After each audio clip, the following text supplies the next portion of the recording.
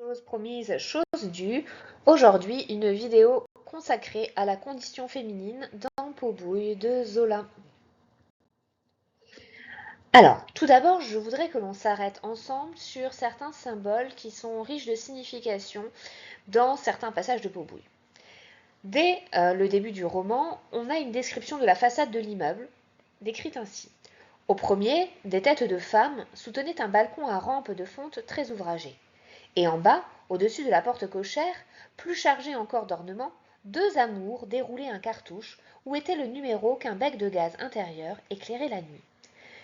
Je voudrais que vous remarquiez, dans ce court passage décrivant donc la façade extérieure de l'immeuble, l'expression des têtes de femmes, mais aussi les deux amours et la nuit.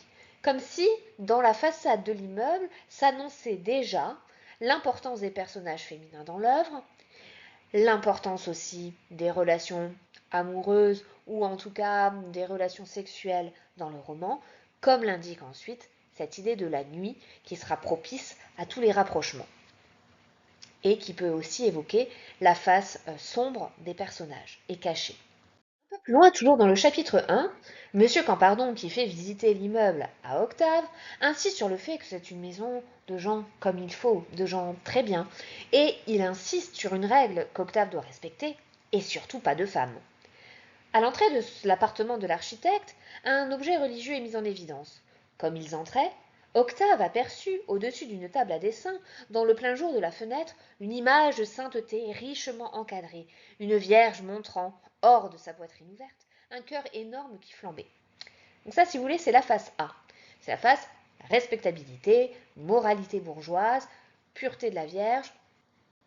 Allons voir un petit peu plus loin ce qui se passe avec la statue de la Vierge dans l'église du prêtre de l'abbé Mauduit. En effet, au chapitre 9, le lecteur ne peut qu'être frappé de la façon dont il manipulait une statue de la Vierge. À eux deux, ils empoignèrent la Vierge par les reins, puis la portèrent à l'écart, comme une grande fille blanche tombée raide d'une attaque nerveuse. On est bien d'accord que saisir la Vierge par les reins, c'est pas trop une façon catholique de faire, et l'idée que la Vierge soit associée à une femme qui est tombée raide d'une attaque nerveuse, donc probablement à cause d'une crise d'hystérie, l'hystérie étant une maladie traditionnellement associée aux femmes et caractérisée par une forme de débauche sexuelle, la vision de la Vierge est quand même bien remise en question ici. Méfiez-vous, répétait le prêtre qui les suivait au milieu des gravats, sa robe est déjà fêlée, attendez. Donc là aussi, le symbole de la robe fêlée remet peut-être un peu en cause la virginité de la statue. Il leur donna un coup de main, saisit Marie par le dos et sortit tout plâtreux de cet embrassement. Donc là, l'abbé s'y met lui-même et les gestes sont quand même assez significatifs. On peut donc se demander si toutes les images dont je viens de vous parler ne sont pas un moyen d'évoquer la façon dont les femmes sont traitées dans le roman. Il faut savoir qu'au XIXe siècle, et ça perdure d'ailleurs sans doute encore dans nos sociétés actuelles, on a des stéréotypes au niveau de la nature féminine. La tradition chrétienne oppose deux figures féminines, à savoir Ève la pécheresse, incarnation de la femme fatale, tentatrice et dangereuse, et Marie la Vierge, symbole de la pureté, de l'immaculée conception, de la maternité. Au XIXe, les sciences et la médecine considèrent que la nature féminine est caractérisée par ses faiblesses par rapport au sexe fort que constitue le masculin. Notamment, on pense que l'hystérie est une pathologie essentiellement féminine en lien avec l'étymologie du mot utérus. Ainsi, dans Pot-Bouille, on a souvent des femmes qui sont dominées par leur corps. Les hommes perçoivent ces femmes comme des êtres au corps détraqué. C'est ce que dit par exemple M. Campardon à Octave devant sa femme. Ah, vous savez les femmes, il y a toujours quelque chose qui se casse. Elle est ainsi depuis 13 ans, depuis ses couches. Et son épouse va dans son sens, tout en semblant se satisfaire de son statut de malade. Madame Campardon, plus souffrante depuis la veille, couchée à demi, bien que sa maladie ne l'empêchât pas de manger de fortes tranches saignantes, murmurait à son tour languissamment. Il faut savoir que même si le terme n'est jamais prononcé dans le roman de Zola, en fait, Madame Campardon souffre de vaginisme et qu'il s'est renseigné sur cette maladie auprès de son ami scientifique Henri Séard. Les femmes plus faibles, donc par nature, se laisseraient aller plus facilement à tous les plaisirs physiques. Le narrateur sous-entend que les bonnes entretiennent les vicissitudes des unes et des autres. Elles s'entendaient bien ensemble, soignant leurs vices, la femme de chambre cachant l'ivrognerie de la cuisinière, et la cuisinière facilitant les sorties de la femme de chambre, d'où celle-ci revenait morte, les reins cassés, les paupières bleues. Mais la bourgeoisie n'est pas épargnée, comme l'indique cette remarque de la cuisinière. Ah, chez le vieux papa Campardon, il y avait une nièce parfaitement élevée qui allait regarder les hommes par la serrure. Donc visiblement, toutes les femmes sont attirées par le domaine sexuel. Quant à Valérie, ses relations adultérines sont présentées comme des pulsions qui la dépassent.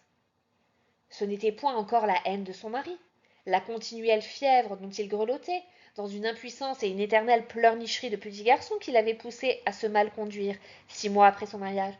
Non, elle faisait ça, sans le vouloir souvent, uniquement parce qu'il lui venait dans la tête des choses dont elle n'aurait pu expliquer le pourquoi. Tout se cassait, elle tombait malade, elle se serait tuée. Alors, comme rien ne la retenait, autant cette culbute-là qu'une autre. Bien vrai, jamais de bon moment demanda de nouveau Octave, que ce point seul semblait intéresser. Enfin, jamais ce qu'on raconte, répondit-elle. Je vous le jure. Donc Valérie est vraiment l'incarnation de la femme hystérique qui aurait besoin de satisfaire des pulsions sexuelles, mais dans lesquelles elle n'éprouve aucun plaisir. Finalement, les femmes apparaissent donc comme des êtres qui ont besoin d'être soignés. Ainsi, on a dans le roman le personnage emblématique du docteur, le docteur Juillerat, qui incarne les croyances médicales de l'époque, notamment concernant la prédominance des maladies nerveuses chez les femmes. On peut relever cette citation. Il s'occupait spécialement des maladies de femmes, ce qui le faisait le soir rechercher des maris en quête d'une consultation gratuite dans un coin de salon. Justement, Théophile lui disait que Valérie avait encore une de ces crises la veille. Elle étouffait toujours, elle se plaignait d'un nœud qui montait à sa gorge. Or, son diagnostic, au docteur, insiste sur le fait que les nerfs dominent le comportement des femmes. À 14 ans, elle étouffait déjà, dans la boutique de la rue Neuve-Saint-Augustin. Il l'avait soignée pour des étourdissements, qui se terminaient par des saignements de nez, et, comme Théophile rappelait avec désespoir sa douceur languissante de jeune fille, tandis que maintenant elle le torturait, fantasque, changeant d'humeur 20 fois en un jour, le docteur se contenta de hocher la tête. Le mariage ne réussissait pas à toutes les femmes. Il faut quand même aussi voir que là, le mariage est présenté comme un potentiel remède, mais qui n'est pas toujours efficace. Campardon, pour parler de Valérie, n'hésite pas à la qualifier justement de femme hystérique. Le préjugé selon lequel il s'agit d'une pathologie essentiellement féminine est encore bien présent à l'époque, même si les travaux du docteur Charcot essaient de combattre ces idées préconçues. Des passages décrivent les crises violentes de Valérie. Ils soulignent le lien avec l'origine sexuelle de la maladie. Elle était gorge tendue, secouée de spasmes, et tout avait jailli hors du corsage dégrafé.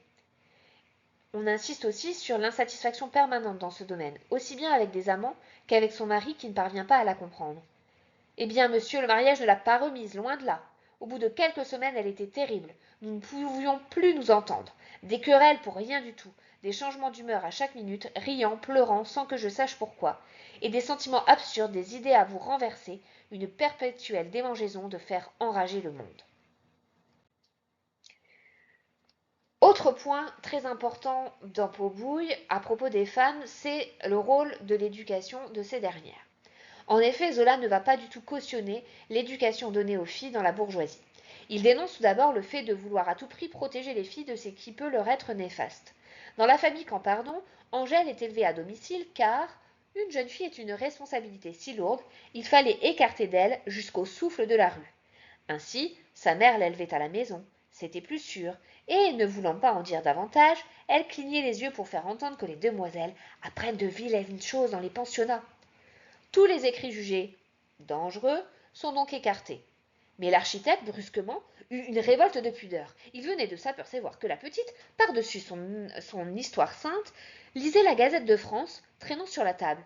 Angèle, dit-il sévèrement, que fais-tu là? Ce matin, j'ai barré l'article au crayon rouge. Tu sais bien que tu ne dois pas lire ce qui est barré. Papa, je lisais à côté, répondit la jeune fille. Il ne lui enleva pas moins le numéro en se plaignant tout bas à Octave de la démoralisation de la presse. Il y avait encore ce jour-là un crime abominable. Si les familles ne pouvaient plus admettre la Gazette de France, alors à quel journal s'abonner?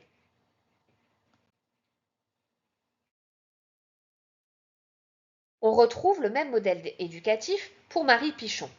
En effet, c'est un passage que nous avons étudié en lecture linéaire, donc je vous y renvoie pour beaucoup plus d'informations, mais nous pouvons reciter ce passage. L'honnêteté d'abord, pas de jeu dans l'escalier, la petite toujours chez elle et gardée de près, car les gamines ne pensent qu'au mal, les portes fermées, les fenêtres closes, jamais de courant d'air qui apporte les vilaines choses de la rue. Dehors, ne point lâcher la main de l'enfant, l'habituer à tenir les yeux baissés pour éviter les mauvais spectacles. En fait de religion, pas d'abus, ce qu'il en faut comme frein moral. Puis quand elle a grandi, prendre des maîtresses, ne pas la mettre dans les pensionnats où les innocentes se corrompent. Et encore, assister aux leçons, veiller à ce qu'elle doit ignorer, cacher les journaux bien entendu, et fermer la bibliothèque. Une demoiselle en sait toujours de trop, déclara la vieille dame en terminant. Donc on voit là, l'éducation, c'est l'enfermement, l'exclusion, ne pas voir la réalité de ce qui se passe dans le monde, et une censure même à l'intérieur des leçons qui sont données à domicile par des préceptrices. Il faut aussi apprendre aux filles à briller en société. Parce qu'une fille à l'époque, la seule chose à laquelle elle sert, c'est de faire tapisserie et de savoir occuper l'espace domestique de manière appropriée. Madame Josserand rappelle ainsi à son mari qu'elle a donné une formation artistique à sa fille Berthe.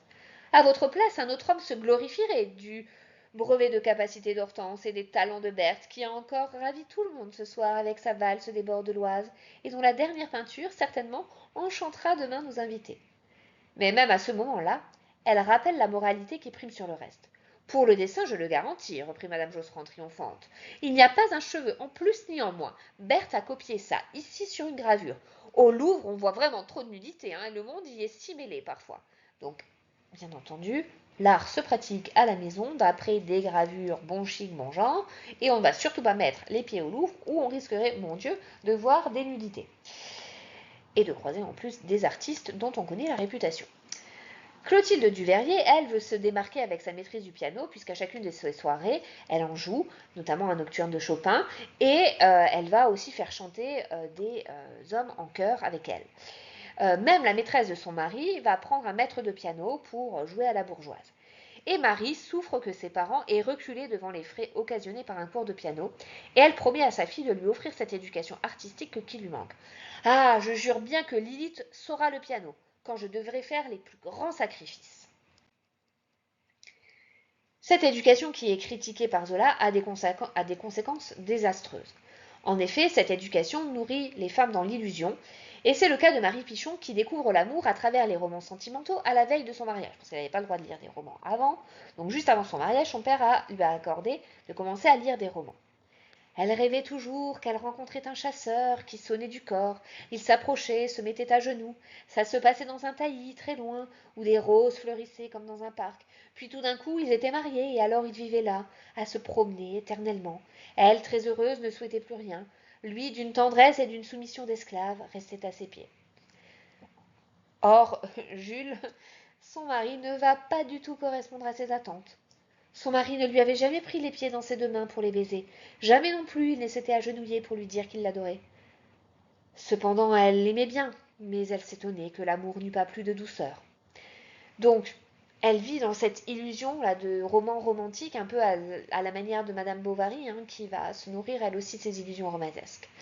Du coup, quand Octave va s'intéresser à elle, ça ne va être que pour lui offrir des relations sexuelles brutales qui la laisseront complètement de marbre. Donc on voit que son idéal romanesque ne sera jamais comblé. Le seul avenir offert à une femme, c'est le mariage. Comme le rappelle Madame Josserand encore à son mari. Ce mariage se fera. C'est la dernière chance de ma fille. Je me couperai le poignet plutôt que de la laisser échapper. Tant pis pour les autres. À la fin, quand on vous pousse, on devient capable de tout. Alors, madame, vous vous assassineriez pour marier votre fille? Elle se leva toute droite. Oui, dit-elle furieusement. On voit que le mariage, c'est vraiment une histoire de vie ou de mort. Les parents, bien entendu, décident du partenaire avec lequel le mariage aura lieu. Il ne s'agit que de mariage arrangé. Pendant 20 ans, on s'échine autour de ces demoiselles, on se met sur la paille pour en faire des femmes distinguées, et elles ne vous donnent seulement pas la satisfaction de les marier à votre goût. Donc les enfants vont subir ces choix malgré eux. Berthe et Auguste se trouvaient mariés, elle sans paraître y avoir pris garde, lui n'ayant pas perdu une parole du prêtre, tout à cette affaire dérangé seulement par sa migraine qui lui fermait l'œil gauche. Bien entendu, puisqu'il s'agit de mariages arrangés, il n'y a pas d'amour dans ces mariages, il n'est question que d'argent. En effet, Berthe le rappellera et elle s'en servira pour justifier son adultère. Il ne fallait pas me faire épouser un homme que je n'aimais pas. Maintenant je le hais, j'en ai pris un autre. Le moteur, c'est l'argent. Et c'est pourquoi on retrouve dans le roman ce motif récurrent de la dot de Berthe dans le roman.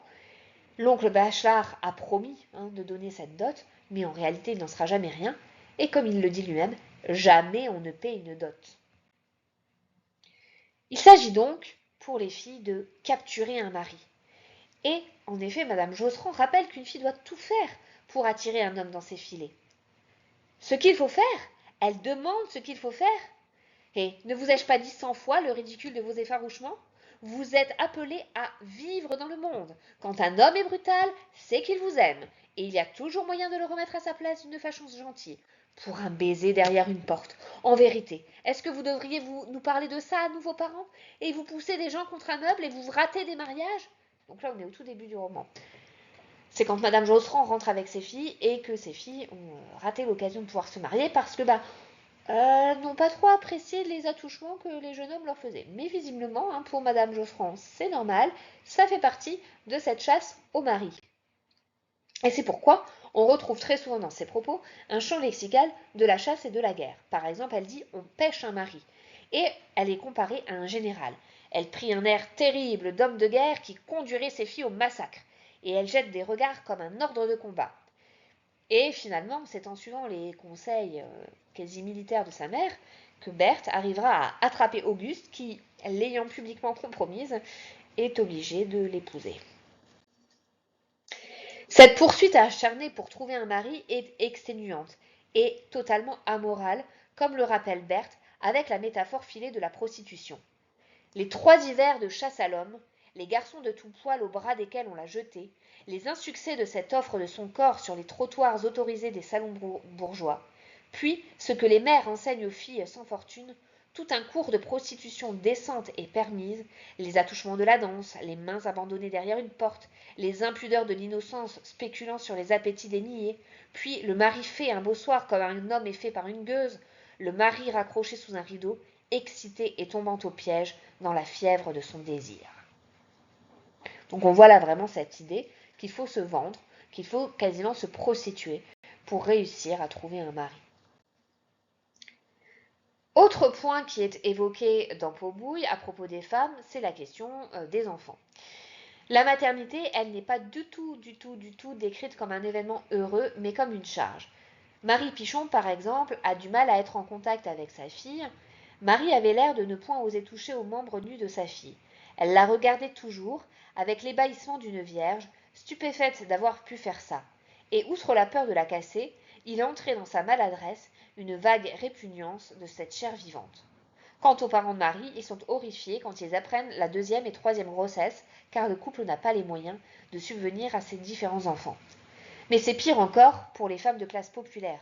En effet, pensez à la piqueuse de bottines qui sera jetée dehors avant le terme de sa grossesse et qui va commettre un infanticide.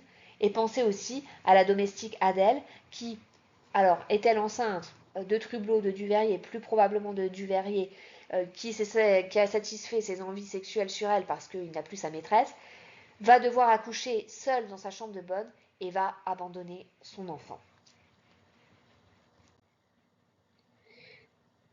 La relation sexuelle n'est vraiment pas une source de plaisir pour les femmes. Elle est désignée sous le terme d'abominable corvée. C'est l'expression qui est utilisée par Clotilde Duveyrier pour désigner les relations sexuelles avec son mari. C'est pourquoi elle accepte qu'il ait une maîtresse et qu'elle soit désespérée à l'idée que cette dernière ait abandonné son époux. Sur son beau visage parut une expression de répugnance et de découragement. Ce n'était pas assez de perdre son père. Il fallait encore que ce malheur servît de prétexte à un rapprochement avec son mari. Elle le connaissait bien. Il serait toujours sur elle, maintenant que plus rien au dehors ne la protégerait. Et dans son respect de tous ses devoirs, elle tremblait de ne pouvoir se refuser à l'abominable corvée. C'est aussi pour cela que Rose Campardon fait en sorte que la cousine Gasparine s'installe sous son toit. Ne pouvant plus satisfaire les envies de son mari, elle préfère qu'il les assouvisse ainsi, quitte à faire ménage à 3 dans la maison. Mais finalement, Clotilde Duverrier et Rose Campardon ne veulent qu'une chose, la libération, en se débarrassant de ces relations imposées avec leur époux. On peut alors se demander si la femme est victime ou coupable. Finalement, qu'en pense Zola? Sont-elles coupables par nature ou victimes d'une société qui les violente? Alors, tout d'abord, on peut voir que dans les classes populaires, la femme est asservie. Les femmes sont véritablement opprimées. En effet, les domestiques sont peu considérés par les familles bourgeoises qui profitent du service abéti de pauvres filles auxquelles on coupait le pain, exigeait d'elles des corvées, dont elles sanglotaient dans leur cuisine pendant des après-midi entières. Ces domestiques subissent aussi des violences sexuelles, telle Adèle qui finit par tomber enceinte et devra abandonner son enfant. Elle se plaint auprès de Trublot, qui fréquente toutes les bonnes et qui vient la voir réclamant encore une relation sexuelle de plus. Elle ne les agaçait guère cependant, leurs bêtises lui causaient bien peu de plaisir, qu'elle restait sale exprès afin de ne pas leur donner des idées. Ah, ouiche, il s'enrageait davantage et continuellement c'était de l'ouvrage en plus. Elle en crevait. Elle avait déjà assez déjà de madame Josserand sur le dos à vouloir qu'on lavât la cuisine chaque matin. Vous autres, bégayait-elle en sanglotant, vous dormez tant que vous voulez après. Mais moi faut que je trime. Non, il n'y a pas de justice. Je suis trop malheureuse. Ainsi, Adèle doit subir les assauts sexuels de Duverrier. Julie, la cuisinière, a contracté une maladie sexuelle à cause du fils Gustave. Et quand elles vieillissent, elles connaissent la misère, comme la mère Pérou, qui se plie aux exigences de Monsieur Gourd. Dans les classes bourgeoises, la femme est aussi asservie. Et en tout cas, elles sont malheureuses en raison, on l'a dit, des mariages sans amour, de l'obéissance qu'elles doivent à leur mari et de la dépendance notamment financière qui en découle. Par exemple, Berthe doit demander la permission à son mari pour ses achats, produire des factures, et elle prendra finalement un amant pour satisfaire ses envies de dépenses. Autre raison de leur malheur, c'est l'existence morne qu'elles vivent, réduite à la sphère domestique. Ainsi, Marie Pichon décrit-elle sa routine. Lilith l'occupait comme son ménage qu'elle tenait par devoir. Quand elle avait lavé la vaisselle et promené la petite, elle continuait son ancienne vie de jeune fille, d'un vide somnolent, bercée dans l'attente vague d'une joie qui ne venait point. Octave ayant dit qu'elle devait s'ennuyer, toujours seule, elle parut surprise. Non, elle ne s'ennuyait jamais. Les journées coulaient tout de même, sans qu'elle sût en se couchant à quelle besogne elle les avait passées. Finalement, ce que montre Paubouille, c'est la puissance du patriarcat au XIXe siècle. Puisque finalement, la seule issue pour les femmes, c'est de trouver un riche protecteur pour sortir de la dépendance financière. C'est le cas de Fifi, comme l'explique sa tante, Madame Menu. Alors j'ai dû retirer l'enfant de sa pension. J'en ai fait une brodeuse, un métier où il n'y a pas de l'eau à boire. Mais que voulez-vous, ça ou autre chose, les femmes crèvent toujours de faim. Heureusement, elle a rencontré Monsieur Narcisse. C'est pourquoi elle enjoint sa nièce à être docile avec l'oncle Bachelard. Je l'aurais mariée, n'est-ce pas? Mais un ouvrier la battrait, un employé se mettrait à lui faire des enfants par-dessus la tête. Vaut mieux encore qu'elle se conduise bien avec Monsieur Narcisse, qui a l'air d'un honnête homme. Et elles vont la voir. Allez, Monsieur Narcisse, il n'y aurait pas de ma faute si elle ne vous contentait pas. Toujours, je répète, fais-lui plaisir, sois reconnaissante. C'est naturel, je suis si contente de la savoir enfin à l'abri. On a tant de peine à caser une jeune fille quand on n'a pas de relation. Donc là, on voit quand même, il y a vraiment cette idée qu'elle va faire de sa nièce une fille entretenue et sous la dépendance de Bachelard. Quant à Clarisse, la maîtresse de Duverrier, elle va le manipuler pour avoir le train de vie d'une bourgeoise. Elle le menait bon train, s'était fait acheter 25 000 francs de meubles, le mangeait à belles dents, avec des artistes du théâtre de Montmartre. Cependant, elle ne tire aucun plaisir de cette relation avec Duverrier, comme le souligne Guelin. Vous savez qu'elle l'exècre, oh, un dégoût à en être malade. Dame, elle n'aime guère des boutons non plus, cette fille. Mais elle n'a pas la ressource de l'envoyer dehors comme sa femme. Donc là, on voit bien qu'elle dépend de lui, elle est entretenue par lui. Autrement, si elle pouvait aussi le passer à sa botte, je vous assure qu'elle se débarrasserait vite de la corvée. On retrouve encore une fois ce terme de corvée. Et une fois Duverrier parti, elle le trompe avec quantité d'hommes pour satisfaire le besoin de se refaire un peu derrière les talons de l'homme qui payait. Outre la dépendance matérielle entraînant une soumission physique, on retrouve un exemple de domination psychique, à travers le personnage d'Hortense, la sœur de Berthe. Elle a décidé de choisir son mari, mais il s'avère que Verdier est un homme marié qui trompe sa femme, et elle est persuadée de pouvoir l'épouser, même lorsque la maîtresse de celui-ci vient d'avoir un enfant de lui. Et elle persiste à espérer qu'il divorcera et imagine sans scrupule la mort du bébé qui facilitera sa séparation. Zola souligne ainsi la naïveté de cette femme qui affirme « je le veux et je l'aurai » et qui ne l'aura jamais. On peut se poser la question de l'existence d'une solidarité féminine entre les femmes du roman. En réalité, la plupart du temps, ces femmes sont rivales entre elles et se critiquent. Les bonnes critiquent avec virulence l'immoralité de leur maîtresse, Hortense espère vaincre la maîtresse de Verdier, Valérie, Rose et Gasparine critiquent l'adultère de Berthe sans aucune compassion. Mais on a quelques traces parfois d'une union dans l'adversité. Par exemple, Marie Pichon va accueillir Berthe lorsqu'elle sera prise en flagrant délit d'adultère, mais finalement, elles n'auront que leurs larmes en partage, signe de leur impuissance. Elles se turent, et tout d'un coup, à tâtons, elles tombèrent aux bras l'une de l'autre en sanglotant. Leurs membres nus s'éteignaient avec une passion convulsive. Leurs gorges, chaudes de pleurs, s'écrasaient sous leurs chemises arrachées. C'était une lassitude dernière, une tristesse immense, la fin de tout. Elles ne disaient plus un mot. Leurs larmes ruisselaient, ruisselaient sans fin dans les ténèbres, au milieu du profond sommeil de la maison, plein de décence. Avec toute l'ironie d'Oliade là, à la fin de cette phrase, là, à la fin de cette période, cette maison pleine de décence. Il n'y a aucune décence dans la maison, tout le monde trompe tout le monde, mais bien entendu, il faut conserver les apparences. Autre trace de solidarité féminine, c'est lorsque les femmes vont faire corps pour défendre Valérie face à son mari qui l'accuse d'adultère. Ces dames eurent de légers sourires. Lorsqu'on manquait de ce qu'il faut pour rendre une femme heureuse, on ne se mariait pas. Hortense le pesait d'un regard de dédain, il se mit à rougir, quand il les vit toutes si grandes, si grosses, l'entourer de leurs fortes hanches, mais elle sentait la nécessité d'arranger l'affaire. Valérie s'était remise à sangloter pendant que le docteur Juira lui tamponnait de nouveau les tempes.